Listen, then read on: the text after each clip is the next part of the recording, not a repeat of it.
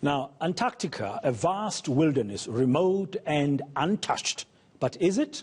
New research shows it's not as untouched as we might have believed. People have already accessed more than 2/3 of the sprawling white continent, so to speak, and the areas not impacted by humans quickly shrinking. Well, to discuss recent research, we're joined by Dr. Bernard Coetzee from the Global Change Institute at Wits University here in Johannesburg. Dr. Coetzee, very good morning to you. Firstly, what led you to undertake this research? Thank you so much. Good morning, everyone.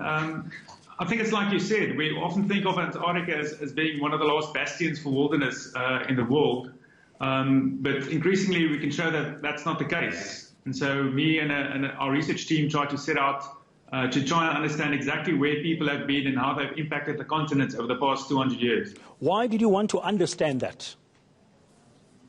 Well, the critical thing is it looks remote and it looks wild, but it's actually quite a very sensitive ecosystem. And so the one reason is to know how human activities are impacting biodiversity, and then also to set out to draw a correct conservation plan. It will be very useful to know where humans have been and what those activities look like if we're going to do the job correctly. Yeah, I mean, it's largely under ice, largely under snow, but of course it's got pockets of green here and there, and many of us regard it as the most pristine remaining wilderness. Is it? Did you find that it is?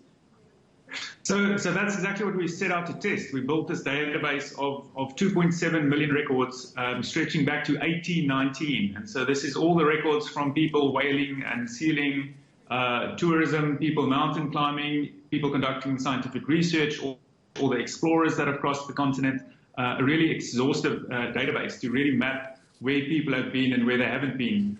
And so the good news is that in the broadest definition, Antarctica really is a wilderness. But if we really look at those untouched areas where we think nobody has ever set foot on, literally nobody has ever been, it's only about 1/3 of the continent. So that's a big area that's almost the size of India that is still untouched. But from a conservation perspective, the really difficult thing is that those really pristine areas aren't where most of the biodiversity is. And so places where the seals and the penguins and some of these very sensitive moss beds are, for instance, that's very much where the people also have built bases and have been active. So the bulk of Antarctica, where we have been as human beings with all kinds of activities, is 2/3, and that's where most of the biodiversity that we really need to be maintained is contained. Yes, exactly, in those regions. And so I think that the important bit to take away is that it's not as remote and as wilderness as we think. Tourism, for instance, is a very legitimate activity there. It will continue into future, but it has been expanding quite rapidly. And it's not free of impacts like plastics. It's not free of impacts like climate change. The Antarctic continent is changing. It's very important for us. Strategically for South Africa, but also for things like maintaining our climate. And so it's really key that we focus our attention on the conservation of this beautiful landscape. What do you hope your research will assist with? I mean, do you think environmental policymakers should take note of what you've come up with? Absolutely. And so South Africa is also a signatory to the Antarctic Treaty. And in it states that a key area to conserve are these really wilderness and untouched areas. But until this point, this hasn't been strategically or systematically mapped across the continent. And so what we've done is literally provide the blueprint of where we should focus a lot of our attention in designating new Antarctic special protected areas. These are the regions that we would want to put our focus on to conserve. And so South Africa, together with the other signatories that are on this international treaty, on this international protocol, now have the blueprint, as it were, where to focus their attention. And so we hope that will inspire some of the political mechanisms to really react. Yeah, hopefully somebody is listening and they'll take this seriously. Now, the protected areas, are they mostly what you are proposing to be protected areas? Would they be mostly in the 2/3 that we have touched over the last 200 years as human beings in Antarctica, or also in the 1/3 that doesn't contain that much biodiversity?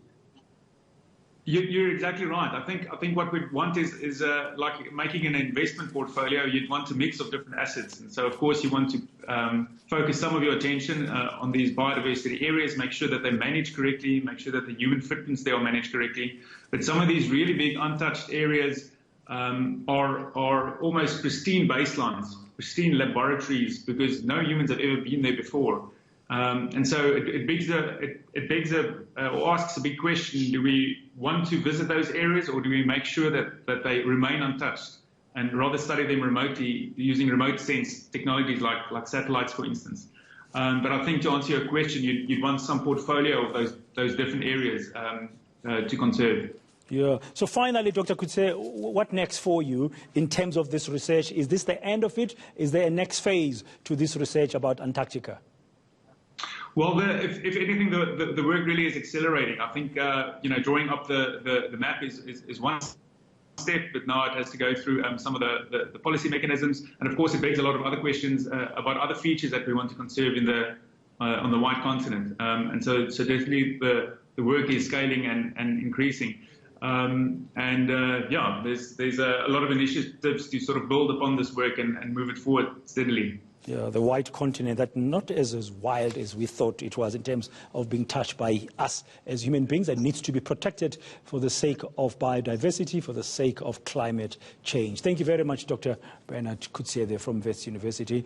Now we're talking about biodiversity. Let's have a quick look at what your weather looks like for this Monday.